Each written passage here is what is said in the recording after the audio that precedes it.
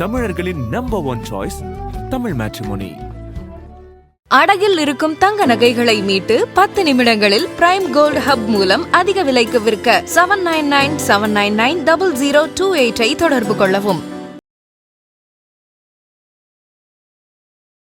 முதன்மையான காரணம் முருகர் தான். எனக்கு 1000 கஷ்டம் கொடுத்தாலும் 1000 பிரச்சனை கொடுத்தாலும் அதுக்கு ஏதாவது ஒரு இடத்துல சொல்யூஷன் கொடுத்துருவார் அவர். சித்ரா பௌர்ணமியில எப்படி நம்ம அழகர் ஆத்துல இறங்குறாரு, அதே மாதிரி நிகழ்வு அனைத்து நிகழ்வுமே இந்த நம்ம சவுந்தரராஜ பெருமாள் கோவிலில் நடக்கும். குழந்தை பாக்கியம், கடன் தொல்லை, நோய், அப்புறம் வருமானம் எல்லாத்துக்குமே ஒரே கோவில்னா இந்த தாடி கொம்பு சவுந்தரராஜ பெருமாள். காலத்தை வெல்லக்கூடிய சக்தியை கொடுக்கக்கூடியவர் தான் காலபைரவர். நீங்க எந்த மாதிரியான ஒரு எதிரி தொல்லையோ கஷ்டமோ உங்களை ஏமாறது எல்லாத்துக்குமே இந்த ஒரு கோவில் தீர்வு இருக்கும். அஷ்டமி அன்னைக்கு நீங்க போய் பைரவரை பார்த்து விளக்கு போட்டு அந்த அபிஷேகம் பண்ணிட்டு வரும்போது இழந்த சொத்தை மீட்றதுக்கு வாய்ப்பு ரொம்ப ரொம்ப அதிகம். வயிறு சார்ந்த பிரச்சனை இருக்கு பாருங்க, இங்க இருந்து இது இருக்கும், அவங்க எல்லாம் கண்டிப்பா அந்த கோவிலுக்கு போகணும். போயிட்டு அவங்க கொடுக்குற அந்த லேகியம் வாங்கி யூஸ் பண்ணும்போது அவ்வளோ ஒரு மாற்றம். அதன் ஆன்மீகம் நேயர்களுக்கு வணக்கம். நான் உங்கள் விஜய் பிரியா. ஆன்மீகம் தொடர்பான சந்தேகங்களுக்கு நம்ம ஒவ்வொரு நாளும் தீர்வு கொடுத்துட்டு இருக்கோம். புதிய முக்கிய நிகழ்வுகளை உடனடியாக தெரிஞ்சுக்கணும் அப்படின்னு நினச்சிங்கன்னா அதன் சிலையை டவுன்லோட் பண்ணுங்க. அதற்கான லிங்க் வீடியோக்கு கீழே டிஸ்கிரிப்ஷனில் கொடுத்துருக்கோம். இந்த நிகழ்ச்சியில் நம்ம கூட யார் இணைஞ்சிருக்காங்க அப்படின்னு பார்த்தீங்கன்னா பிரபல ஜோதிடர் கஜலட்சுமி அவர்கள் தான் நம்ம கூட இருக்கிறாங்க. ஸோ அவங்க கிட்ட நிறைய விஷயங்கள் நம்ம கேட்டு தெரிஞ்சுக்கலாம். வணக்கம் மேம். வணக்கம். எப்படி இருக்கிறீங்க? நல்லா இருக்குப்பா. நீங்கள் எல்லாம் எப்படி? ரொம்ப நல்லா இருக்கும் மேம். இப்போ உங்களோட இன்டர்வியூஸ்லாம் நிறைய பார்க்கும்போது நிறைய கோவில்கள், இப்படியெல்லாம் கோவில் இருக்கா, அதுக்குள்ளே இவ்வளோ விஷயங்கள் இருக்கா, நம்ம எல்லாருக்குமே பிரபலமான கோவில்கள் பற்றி ரொம்ப நல்லா தெரியும். ஆனால் நமக்கு தெரியாத கோவில்களில் இவ்வளோ விஷயங்கள் இருக்கா, அதனுடைய வரலாறுகள் சொல்லும் போது கேட்க அவ்வளோ பிரமிப்புகளாக இருக்குது. இந்த கோவில்கள்லாம் நீங்கள் எப்படி பார்க்குறீங்க, எப்படி தெரிஞ்சுக்கிறீங்க, அதை பற்றின அனுபவங்கள் எங்கள் கூட பகிர்ந்துக்க முடியுமா? நான் முன்னாடியே சில இன்டர்வியூஸில் சொல்லியிருக்கேன். நான் நிறைய புக்ஸ் படிக்கிறேன், நிறைய புக்ஸை பார்த்து தான் தெரிஞ்சுக்கிறேன். நம்ம ஒரு பிரச்சனைனா நம்ம யார்கிட்ட போவோம்? அப்பா அம்மா கிட்ட போய் கேட்போம், ஃப்ரெண்ட்ஸ் கிட்ட சொல்லுவோம். நம்மளோட வாழ்க்கையில் நடக்கக்கூடிய அனைத்து பிரச்சனைக்கும் இந்த கிரகங்களும் நட்சத்திரங்கள் தான் பிரச்சனை காரணம். ஸோ அது தீர்வுக்கு யார் காரணம்னு பார்த்தீங்கன்னா கடவுள் தான். நம்ம தமிழ்நாட்டில் இல்லாத கோவில் எந்த இதுலையுமே கிடையாது. நம்ம எப்படி பாரம்பரியத்தில் நம்ம எப்படி தமிழ்நாடு இந்தியா முதன்மையாக இருக்கோ அதே மாதிரி கோவிலையும் முதன்மைன்னா நம்மளுடைய தமிழ்நாட்டில் தான். அந்த ஒவ்வொரு சிற்பங்களும் சரி, ஒவ்வொரு கல்ச்சரும் சரி, ஒவ்வொரு கடவுளும் சரி, எல்லாம் பழமை வாய்ந்ததாக இருக்குது. நீங்கள் ஒவ்வொரு கோயிலுக்கு போயிட்டு, எல்லா கோயிலும் இருக்குது, ஆனால் நீங்கள் ஒவ்வொரு கோயிலுக்கு போயிட்டு வரும்போது அந்த கோவிலோட வைப்ரேஷன் தெரியும். கண்டிப்பாக. நான் இப்போ ஒரு கோயிலை பற்றி சொல்கிறேன்னா அந்த கோவிலுக்கு நான் போயிட்டு அந்த கோவில் எனக்கு கிடைச்ச அனுபவம், அந்த கோவிலோட வரலாறு அந்த ஐயருங்க கிட்ட கேட்டுட்டு அதை பற்றி தான் நான் அவங்க எல்லாருக்கிட்டையுமே பகிர்றேன். ரெண்டாவது, நம்ம ஒரு பிரச்சனை அப்படின்னா, இப்போ எனக்கே ஒரு பிரச்சனைனா கூட நான் என்ன பண்ணுவேன், ஏன்னா நானும் ஜோதிடராக இருந்தாலும் நமக்குன்னு பிரச்சனை வரதான் செய்யும். அந்த பிரச்சனையை நம்ம ஃபேஸ் பண்ணணும் அப்படின்னா நம்மளோட ஃப்ரெண்ட்ஸ் கிட்டேயோ அம்மா அப்பா கிட்டேயோ நம்ம வீட்டில் இருக்கவங்ககிட்டயோ அக்கம் பக்கத்தில் சொல்லும்போது அதை கேட்டுட்டு சிரிப்பாங்க, அட்லீஸ்ட் கேட்டுப்பாங்க. அப்புறம் என்ன பண்ணுவாங்க, அவங்களுக்கு என்ன வேற வேலை இல்லை அப்படின்ற மாதிரி சொல்லுவாங்க. அதை விட்டுட்டு நம்மளோட பிரச்சனைகளை போய் நம்ம கடவுள்கிட்ட மட்டும் சொல்லும் போது கண்டிப்பாக இன்னைக்கு இல்லைனாலும் ஒரு நாள் நமக்கு அதுக்கான தீர்வு கண்டிப்பாக கிடைக்கும். நம்ம மனசும் லேசாகிறத நம்ம பார்க்க முடியும். ஓகே, நான் இவ்வளோ நாள் ஃபாலோ பண்ணிட்டு இருக்க விஷயம் அதுதான். ஒரு கோவிலும் தேடி கண்டுபிடிச்சி அந்த கோவிலில் என்ன நமக்கு கிடைக்கும், என்ன புதுசாக இருக்குது, அது எல்லாருக்கும் எப்படி போய் சேரணும். ஒவ்வொரு கோயிலையும் ஒவ்வொரு தனித்துவம் இருக்குது. அந்த தனித்துவத்தை முதல்ல தேடி நம்ம போகும்போது அதுவே நமக்கு ஒரு பரிகாரமாக இருக்கும். பரிகாரத்துக்கு எப்பயுமே நான் சொல்கிறது, என் ஜாதகத்தில் எனக்கு பார்க்கக்கூடியவங்களுக்கும் நான் சொல்லக்கூடிய விஷயம், லட்சமாக செலவு பண்ணாதீங்க, ஆயிரமும் செலவு பண்ணாதீங்க. உங்கள் வசதிக்கு ஏற்ப என்ன பண்ண முடியுமோ ஒரு 50 ரூபாவோ 10 ரூபாவோ அதை செய்யுங்க. முடியலன்னா பரவாயில்ல, கடவுள்கிட்ட போய் அவங்க பாதத்தை போய் சரணடைஞ்சிடுங்க. அடைஞ்சிட்டாலே அதுவே ஒரு பெரிய பரிகாரம். நீங்கள் மேற்கொண்டு எந்த தவறும் பண்ண மாட்டோம். கோவிலுக்கு போறதுனால நமக்கு என்ன கிடைக்கும்னு பார்த்தீங்கன்னா, சக்கராஸ் முதல்ல க்ளீன் ஆகும். ஓகே, சக்கராஸ் ஆராஸ்லாம் நமக்கு நல்லா க்ளீன் ஆகும். அதுக்கப்புறம் நமக்கு ஒரு நல்ல ஓட்டம் வரும், நமக்கு ஒரு பாசிட்டிவ் வைப்ரேஷன் கிடைக்கும். ஒவ்வொரு கோவிலும் ஒவ்வொரு விதமான பாசிட்டிவ் வைப்ரேஷன் கிடைக்கும். இது எல்லாமே நமக்கு கடக்கும்போது நம்மளோட கர்மாஸ் வந்து கரையறதுக்கான வாய்ப்புகள் ரொம்ப அதிகமாக இருக்குது. அது பண்ணும்போதே மேல் கொண்டு நம்ம எந்த தவறும் பண்ண மாட்டோம். Okay ma'am. தவறு பண்ணாம இருந்தாலே நமக்கு கர்மா கூடாதே. அதுக்கப்புறம் நம்ம இந்த கோவிலுக்கு போக போக போக நம்ம கெட்ட கர்மா கரைய நமக்கு நல்லது நடக்க ஆரம்பிச்சிடும். கண்டிப்பாக மேம். ஸோ ரொம்ப சூப்பரான விஷயம் சொல்லியிருந்தீங்க. ஸோ அப்படி எங்களுடைய நேயர்களுக்காக இந்த எபிசோடில் ஏதாவது ஒரு முக்கியம் வாய்ந்த ரொம்ப பிரபலமான ரொம்ப பழமையான கோவில் பற்றின விஷயம் சொல்ல முடியும்? நம்ம இந்த பிப்ரவரியிலேருந்து தான் நான் மீடியாக்குள்ளேயே வந்தேன். அதுக்கு 2 காரணம் இருக்குது. முதன்மையான காரணம் முருகர் தான். நான் அவரை எந்த இடத்துலையுமே வந்து இதுவே சொல்ல மாட்டேன். எனக்கு 1000 கஷ்டம் கொடுத்தாலும் 1000 பிரச்சனை கொடுத்தாலும் அதுக்கு ஏதாவது ஒரு இடத்துல சொல்யூஷன் கொடுத்துருவார் அவர். அவர் தான் நான் அந்த தைப்பூச விரதம் இருக்கும்போது எனக்கு நடந்த ஒரு பெரிய அபூர்வமான ஒரு செயல். அதுக்கு முன்னாடியே நான் ஜான்வரியிலே அந்த விரதம் இருக்கும்போதே மதுரைக்கு போயிருந்தேன். மதுரையில் நம்ம மீனாட்சி அம்மனை பிரம்ம முகூர்த்தத்தில் பார்த்தேன். ஓகே. நான் நிறைய முறை திருச்செந்தூருக்கு போனால் ரிட்டர்ன் வரும்போது அம்மாவை பார்த்துட்டு தான் வருவேன். இல்லைன்னா போகும்போதே அம்மாவை பார்த்துட்டு அப்புறம் திருச்செந்தூர் போயிட்டு வரும். வருஷத்துக்கு 2 முறை நான் போவேன் திருச்செந்தூர். ஓகே. மார்ச் டைம்லையும் அந்த எண்டு டைம்லையும் கண்டிப்பாக போயிடுவேன்.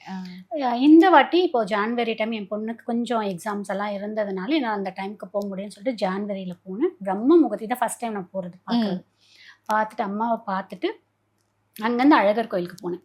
முதன் முறை தான் அதுவும் நான் அழகர் கோயிலுக்கு போனது. போயிட்டு பார்க்குறேன் அவருடைய உண்மையிலேயே அவரோட அழகுல மயங்கிட்டோன்னு தான் சொல்ல முடியும்.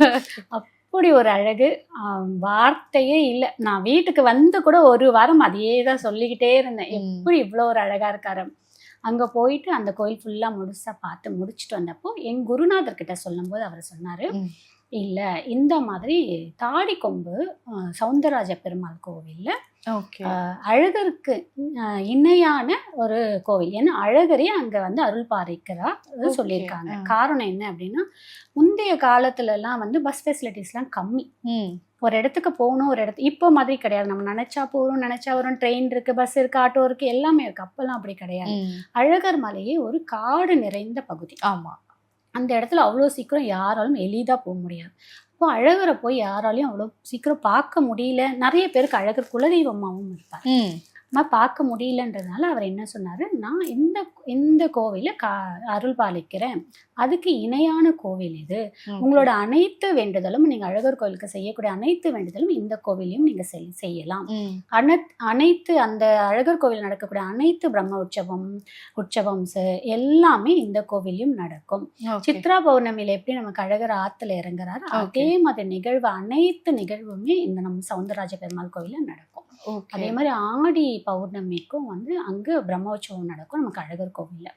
தைலம் சாத்தியிருப்பாங்க. இப்போ காப்பு கட்டி பெருமாள் பார்க்க முடியாது, நம்ம மூலவர் மட்டும் வெளியில வச்சிருப்பாங்க, பெருமாளை ஃபுல்லாவே மூடி வச்சிருப்பாங்க, தைல காப்பை சாத்தியிருப்பாங்க. ஆடி பௌர்ணமி அன்னைக்கு கருப்பு சாமியை ஓப்பன் பண்ணி கருப்பு சாமியை காமிச்சிட்டு அதுக்கப்புறம் தான் நமக்கு அழகர் உள்ள இருக்கார் பார்த்தீங்கன்னா அவருடைய இதுவே நமக்கு அமைப்பாங்க. கிட்டத்தட்ட இது எப்போ நடக்கும் அப்படின்னு பார்த்தீங்கன்னா, ஜான்வரியிலேருந்து நமக்கு ஜான்வரி அமாவாசை முடியுது பார்த்தீங்களா, அந்த டைம்ல இருந்து நமக்கு ஆடி வரைக்கும் முடிய வச்சிருப்பாங்க. அதுக்கு நிகரான கோவில் தான் வந்து நமக்கு இங்கே தாடிக்கொம்பு சவுந்தரராஜ பெருமாள் கோவில். அழகுன்னா அழகு, அவ்வளோ ஒரு அழகு. அப்போ என்னோட குருநாதர் சொன்னார், வா உனக்கு உடம்பு முடியலன்னு சொல்லிட்டு ரொம்ப நாளாக ட்ரீட்மெண்ட்டில் இருக்கியே, வா இந்த கோவிலுக்கு நான் கூட்டிகிட்டு போகிறேன், அதுக்கு நிகரான ஒரு கோவில் அப்படின்னு சொல்லி நான் கூட்டிகிட்டு போயிருந்தார். இப்போ தான் ஒரு 1.5 மாதத்துக்கு முன்னாடி தான் அந்த கோவிலுக்கு போனேன். இப்படியே அழகர் கோவிலில் என்ன இருக்கோ அது எல்லாமே இருக்குது, அதை விட அதிகமாகவே இந்த கோவில் இருக்குது.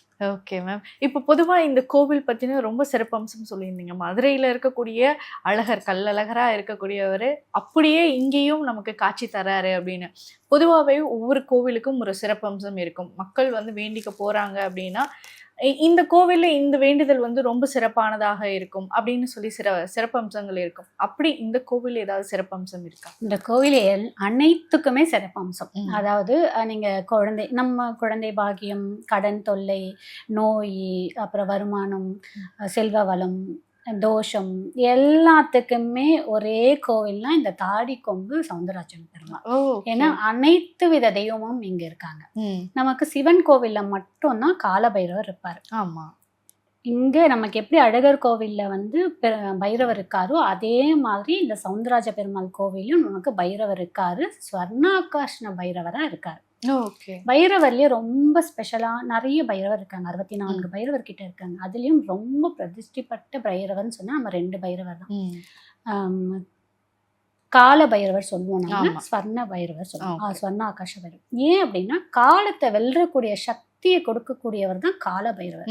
நீங்க எந்த மாதிரியான ஒரு எதிரி தொல்லையோ கஷ்டமோ உங்களை ஏமாத்திட்டாங்களோ, இந்த காலத்தை நீங்க கொடுமையான காலம் கஷ்டம்லாம் இருக்கும். அதாவது நடக்கக்கூடாத தசைலாம் நடக்கும். அந்த தசையிலுமே நடக்கக்கூடாத புத்தியெல்லாம் நடக்கும். அப்புறம் வந்து 1-8 கனெக்ஷன்ல இருக்கும். அப்புறம் அவயோகி தசை நடக்கும். அவயோகியே போய் 8-12 உட்காந்து அந்த தசை புத்தி நடக்கும். அந்த மாதிரிலாம் இருக்கும்போது அவங்களாலாம் தாக்கே பிடிக்க முடியாது. இப்போ ஒரு ஜாதகத்துல ஒரு கிரகம் 2 கிரகம் ஒரு இடத்துல இருந்து தசா புத்தி நடத்தினாலே தாங்க முடியாது. ஒரு சிலருக்கெல்லாம் பாத்தீங்கன்னா 4-5 கிரகம்லாம் ஒரே வீட்டுல போய் உட்காந்து அடுத்தடுத்த தசை நடத்தும். அடுத்தடுத்து தசை புத்தி நடத்தும். அப்ப அவங்களும் என்ன பண்ணுவாங்க, கஷ்டமா இருக்கும், எதையுமே சமாளிக்க முடியாது. அது எல்லாத்துக்குமே இந்த ஒரு கோவில் தீர்வு இருக்கும். ரெண்டாவது பாத்தீங்கன்னா அந்த மாதிரி இருக்கிறவங்க எல்லாருமே கால பைரவரை கையில புடிச்சுக்கிட்டாங்கன்னா அவங்களுக்கு அந்த காலத்தை வெல்ற சக்தி ஆட்டோமேட்டிக்கா பைரவர் கொடுத்துருவார். அதே மாதிரி கடவுள்கிட்ட எல்லா கடவுள்கிட்ட நீங்க என்ன வேணாலும் போய் கேளுங்க. ஆனா கால பைரவர்கிட்ட மட்டும் போய் எனக்கு இதை கொடுங்க அதை கொடுங்க, எனக்கு இந்த எதிரி மோகன் வந்து என்னை இப்படி பண்ணிட்டான், என்னை வந்து அவன் அப்படி பண்ணிட்டான்னு சொல்லவே சொல்லாதீங்க. இப்ப நடந்துட்டு இருக்க காலத்தை வெல்ற சக்தியை மட்டும் எனக்கு கொடுங்க பைரவா, அதை மட்டும் வேண்டுதல் வைங்க, உங்களுக்கு ஆட்டோமேட்டிக்கா கொடுப்பாரு. வேண்டிட்டு 1 ரூபா காயின் உங்களுடைய பாக்கெட்ல இருந்து எடுத்து அவர் பாதத்துல வச்சுட்டு வந்துருங்க. நீங்க அந்த காலம் எப்பேற்பட்ட மோசமான காலம் வந்தாலும் வெல்ற சக்தி கண்டிப்பா பைரவர் கொடுத்துருவாரு. இந்த கோவில் என்னன்னு பாத்தீங்கன்னா ஸ்வர்ண ஆகாஷ பைரவரா நமக்கு காட்சி கொடுக்குறார். ஸ்வர்ணம்னா என்ன, 16 செல்வத்தையும் கொடுக்கக்கூடிய பைரவர். 16 செல்வம்னா எல்லாமே நமக்கு வந்துரும். அதுல பணம், குழந்தை, கல்யாணம், எல்லாமே நிம்மதி எல்லாமே வந்துரும். அந்த ஆகாஷ்ண பைரவரா நமக்கு இங்க காட்சி கொடுக்குறாரு. பைரவர் அவ்வளவு அம்சமா அழகா இருப்பாங்க. எல்லா சிவன் கோவிலையும் சரி நீங்க பைரவர் இந்த அஷ்டமி வரக்கூடிய நாள்ல காலையில பூஜை நடக்கும், சாயந்திர பூஜை நடக்கும். இந்த கோயில் என்ன பாத்தீங்கன்னா அவ்வளோ ஒரு ஸ்பெஷல். காலையில பூஜை ஆரம்பிச்சாங்கன்னா சாயந்திரம் வரைக்கும் பூஜை நடந்துகிட்டே இருக்கும். 6 கால பூஜை அந்த அஷ்டமி அன்னைக்கு பைரவருக்கு நடந்துகிட்டே இருக்கும். ரெண்டாவது அன்னைக்கு அவ்வளோ க்ரௌடு வரும். நீங்க அங்க போய் அன்னைக்கு உங்களுடைய எப்பேற்பட்ட கஷ்டம், கடன், உங்க இழந்த சொத்தை இழந்திருப்பாங்க. இந்த அண்ணன் தம்பி தகராறு, பங்காளி சண்டை, இல்ல ஒரு இடத்துல போய் அடமானத்துக்கு சொத்தை வச்சுட்டு மீட்ட முடியாம கஷ்டப்படுவாங்க. வட்டிக்கு மேல வட்டி கட்டு அவன் என்ன பண்ணுவான், நீ சொத்தை எழுதி கொடுத்துட்டு போன்னு சொல்லுவான். அந்த மாதிரி மனசு வருத்தத்துல இருக்கிறவங்க எல்லாருமே இந்த பைரவரை போய் 8 வரக்கூடிய அஷ்டமி அன்னைக்கு நீங்க போய் பைரவரை பார்த்து விளக்கு போட்டு அந்த பூஜைக்கு பால் வாங்கி கொடுத்து நீங்க அபிஷேகம் முடிச்சுட்டு வில்வமும் பாலும் வாங்கி கொடுத்து அபிஷேகம் பண்ணிட்டு வரும்போது உங்களுடைய நியாயமான கோரிக்கை உங்க இழந்த சொத்தை மீட்டுறதுக்கு வாய்ப்பு ரொம்ப ரொம்ப அதிகம். இந்த பைரவர் அதுக்கு மட்டும் கிடையாது. நீங்க அடமானத்துல நகை வச்சிருக்கீங்க, சொத்து வச்சிருக்கீங்க, கடன் இருக்கு, எதிரி இருக்கு, எல்லாத்துக்குமே இந்த பைரவர் வந்து அவ்வளோ ஒரு அம்சமா இருப்பாரு. இந்த கோவில ஒரு 4-5 எல்லாருமே முக்கியம், ஒவ்வொன்றும் அருள் கொடுக்குறாங்க. அதுலயும் பைரவர் வந்து நமக்கு அங்க காவல் தெய்வமா, பெருமாளுக்கு வந்து கருப்பு, நமக்கு எப்படி அழகர் கோவில்ல கருப்புசாமி வந்து காவல் தெய்வமா இருக்காரு, இந்த கோவில பைரவர் வந்து நம்ம தாடிக்கொம்பு சவுந்தரராஜன் பெருமாளுக்கு வந்து பைரவர் வந்து காவல் தெய்வமா அங்க இருக்காரு நமக்கு. ஸோ இங்க போய் நீங்க தரிசனம் பண்ணும்போது நமக்கு அள்ளி அள்ளி நீங்க கேட்டதையும் கேட்காததையும் கொடுப்பார் பைரவர். ஆனா எப்பயுமே பைரவரை பார்த்து நம்ம வேண்டுதல் வைக்கும் போது இதை கொடுங்க அதை கொடுங்கன்னு கேட்காதீங்க. இந்த காலத்தை வெல்ற சக்தியை கொடுங்கன்னு கேளுங்க. நீங்க அதை மட்டும் கேட்டுட்டு வாங்க. உங்களுக்கு அடுத்த அஷ்டமிக்குள்ள உங்களுக்கு அந்த என்ன ஒரு மாற்றம் நடக்குதுன்னு மட்டும் பாருங்க.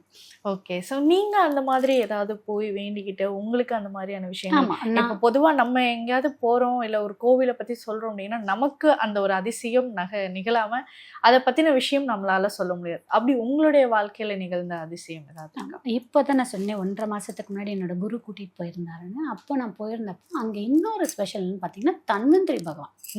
தன்வந்திரி பகவான் கிட்டத்தட்ட ஒரு 4-5 அடி உயரத்துக்கு இருப்பாரு. பார்க்க அப்படியே ஒரு மனுஷன் மாதிரி ஒரு உருவம், அவ்வளவு அழகா இருப்பாரு. அங்க வந்து அமாவாசை வரக்கூடிய தினங்கள்ல பூஜை நடக்கும். இந்த பூஜை மாலை 6 மணிக்கு தான் நடக்கும். 6லேருந்து 7:30 மணி வரைக்கும் நடக்கும். ம். உங்களுடைய உடல்ல ஏற்படக்கூடிய உபாதைகள், உங்க உடல்ல எந்த உறுப்புல பாதிப்பு இருந்தாலும், எந்த விதமான நோய் இருந்தாலும், எந்த விதமான உங்களுக்கு வலி வேதனை, நீங்க மருந்து மாத்திரை எடுத்துட்டு இருக்கீங்கன்னாலும் ஒரு முறையாவது இந்த கோவிலுக்கு அமாவாசை வரக்கூடிய தினம் ஈவினிங் போங்க. ஓகே. போயிட்டு அங்கேயே பக்கத்திலேயே எண்ணெய் விற்கிறாங்க ம். கோவில்ல. கோவில விற்கல, வெளியில விற்கிறாங்க. ஓகே. அந்த எண்ணெய் அபிஷேகத்துக்கு வாங்கி கொடுங்க. 6 மணிக்கு அபிஷேகம் ஸ்டார்ட் ஆகும். தன்வந்திரி பகவானுக்கு அபிஷேகம் பண்ணும்போதே அவர் இப்படி அருள் பாலிப்பாருப்பாங்க. பாலிக்கும் போது இந்த கையில அந்த எண்ணெயை கொட்டுவாங்க. Okay. மக்கள் வாங்கி கொடுக்குறாங்க பாத்தீங்கன்னா, அந்த எண்ணெய் முழுவதையும் இங்க கையில கொட்டுவாங்க. ம். ஒண்ணு ஒண்ணா கொட்ட இங்க பாத்திரம் வச்சு அதை புடிச்சு அதை பிரசாதமா வரவங்களுக்கு ஓகே. கொடுக்குறாங்க. ஆ. அந்த எண்ணெய் இது வரைக்கும் நான் அந்த மாதிரி ஒரு ஸ்மெல் பார்த்ததே இல்லைங்க. அப்படி ஒரு ஸ்மெல், அதாவது ஸ்ட்ராங் பர்ஃப்யூம்டுன்னு சொல்ல முடியாது, ஒரு தெய்வீக ஸ்மெல் சொல்லுவாங்க பாத்தீங்கன்னா. Okay. திருநீற்று பச்சையில ஒரு ஸ்மெல் வரும் பாருங்க, கண்டிப்பா. அதெல்லாம் மிக்ஸ் பண்ண மாதிரி ஒரு தெய்வீக ஸ்மெல். அந்த ஸ்மெல், அந்த எண்ணெய் உங்களுக்கு எந்த இடத்துல பாதிப்பு இருக்கோ அந்த இடத்துல ஒரே ஒரு ட்ராப் மாதிரி, ரொம்பலாம் வைக்கணும், சும்மா ஒரு தைலம் தேய்க்கிற மாதிரி தேய்க்கணும். ஒரு ட்ராப் வச்சு நீங்க லைட்டா நீவிட்டு தன்வந்திரி பகவானை மனசுல நினைச்சு என் வலி சரியாகணும்னு வேண்டிக்கணும், சரியாயிடும். ஓகே. அங்க எவ்வளவு மக்கள் வராங்க, எங்கெங்கெல்லாம் வராங்க. ம். அதாவது கோவிலோட அருமை உள்ள இருக்கிறவங்களுக்கு தெரியாதுன்றாங்களே. நான் போகும்போது, நானும் எங்க குருவும் போகும்போது ஒரு ரூட் தெரியலன்னு சொல்லிட்டு கேட்டதுக்கு, ம். இப்படி ஒரு கோவில் இருக்கான்னு அங்க கேக்குறாங்க. ஓகே. ஆனா கோவில் உள்ள போய் பார்த்தா தன்வந்திரி பகவான் அன்னைக்கு அமாவாசைக்கு தான் போயிருந்தோம். அவர் ஸ்ட்ரெயிட்டா இருக்காரு. அந்த ஃபுல்லா கிட்டத்தட்ட எப்படியும் ஒரு 100-150 பேருக்கு மேல உட்கார்ந்துருக்காங்க. அங்க வந்திருந்ததுல ஒரு 10 பேர் தான் உள்ளூருக்காரங்க. ஓகே. மீதி வந்தவங்க எல்லாருமே வெளியூர்ல இருந்து தான் வந்தாங்க. Okay. நான் 3வது முறை வரேன், 4வது முறை வரேன்னு சொல்லி நான் உங்ககிட்டயும் டீட்டெயில் எல்லாம் கேட்டேன். ம். எவ்வளவு நாள் வரீங்க, எந்த மாதிரி வியாதிக்கு கொடுக்கலாம். நான் 4வது முறை வரேன், 5வது முறை வரேன், ரொம்ப நல்லா இருக்கு. ஒரு ட்ராப் தான், ரொம்ப கூட தேய்க்க வேணும், ஒரு ட்ராப். ஆனா ஒரு வித்தின் ஒரு 10-15 மினிட்ஸ் நமக்கு அந்த வலி அந்த இடத்த விட்டு போயிடுது. ஓகே. அதை விட என்னன்னு பாத்தீங்கன்னா, அங்க அந்த பட்டாச்சாரியார் இருக்க பாத்தீங்கன்னா, அவரு பழமையான ஒரு மனிதர். அவரு அந்த ஒரு லேகியம் ஒண்ணு பண்ணி கொடுக்குறாரு, அது உள்ளுக்கு சாப்பிடுறது. ஓகே. அது அமாவாசை தினம் மட்டும் தான் கிடைக்கும். அந்த பூஜை முடிஞ்சதுக்கு அப்புறம் தான் கிடைக்கும். கொரியர் எல்லாம் அனுப்ப மாட்டாங்க. ஓகே. கோவில் போனா மட்டும்தான் கோவிலுக்கு போனா மட்டும் தான் கிடைக்கும். அந்த ஆயிலும் சரி நம்ம வாங்கி கொடுத்தாதான் கொடுப்பாங்க. ம். அந்த ஒரு லேகியம் அவரே பண்ணி அதை சாமிக்கு வச்சு பிரசாதமா பண்ணி கொடுக்குறாங்க. அந்த ஒரு லேகியம் நம்ம சாப்பிட்டா ம். ஒரு 3 மாதத்துலேருந்து 5 மாதம் தொடர்ந்து சாப்பிடும்போது நம்ம உடல்ல இருக்கிற வலி வேதனை நோய் குறைவதாக கண்கூட கண்ட விஷயம். ஓகே. நான் ஆனா இந்த முறை போகும்போது எனக்கு அன்னைக்கு அந்த லேகியம் கொடுக்கல. So okay. இந்த மாதம் போகலாம் அப்படின்னு பிளான் பண்ணிட்டு இருக்கேன். ஓகே. எப்படின்னு So, தெரியல. திரும்பவும் ஆமா, போறதுக்கு. நான் எந்த ஒரு விஷயத்தையும் உணர்ந்து தான் சொல்றேன். ம். எந்த இடத்துல வியாதி, அதுவும் பர்டிகுலரா இந்த வயிறு சார்ந்த பிரச்சனை இருக்கு பாருங்க, இங்க இருந்து இது வரைக்கும் ம். அவங்க எல்லாம் கண்டிப்பா அந்த கோவிலுக்கு போகணும். போயிட்டு அவங்க கொடுக்குற அந்த லேகியம் வாங்கி யூஸ் பண்ணும்போது அவ்வளோ ஒரு மாற்றம். ஓகே. நாளைக்கு போயிருந்தப்போ ஒருத்தர் கேன்சர் பேஷண்ட் அவரே வந்திருந்தாரு. ம். அவரே வந்திருந்தாரு. வந்துட்டு அவர் இருந்தாலும் நிக்க முடியல, மீன்ஸ் நல்லா இருக்காரு, ம். ஆனா அவர் நிக்க முடியல. அவங்க ஒய்ஃப் தான் லைன்ல நின்னாங்க. அங்கேயே வாங்கி அந்த ஆயில் எடுத்து என் எதிர்க்கவே தேய்க்கிறாரு. அவர் ம். இந்த இடத்துல அவருக்கு பெயின் இருக்க போல தேய்க்கிறாரு. கேட்டா இல்லை, நான் இது 4வது முறையா வரும் அப்படின்னாங்க. Okay. எனக்கு நல்ல ஒரு மாற்றம் தெரியுது. ஒரு அதை ஃபைட் பண்ணக்கூடிய ஒரு தெம்பு கிடைச்சிடுது எங்களுக்கு அப்படின்னு Okay. சொல்றாரு. ம். அந்த கோவில் அது ஒரு ஸ்பெஷல். அந்த தன்வந்திரி பகவான் இதுக்கு மட்டும் இல்ல, நோய்க்கு மட்டும் இல்ல, தன்வந்திரி பகவான் மருத்துவ படிப்பு, கண்டிப்பா. அந்த நம்மளுடைய விருப்பப்பட்ட கல்வியை கொடுக்கறதுக்கு அருள் பாலிக்கிறாருங்க.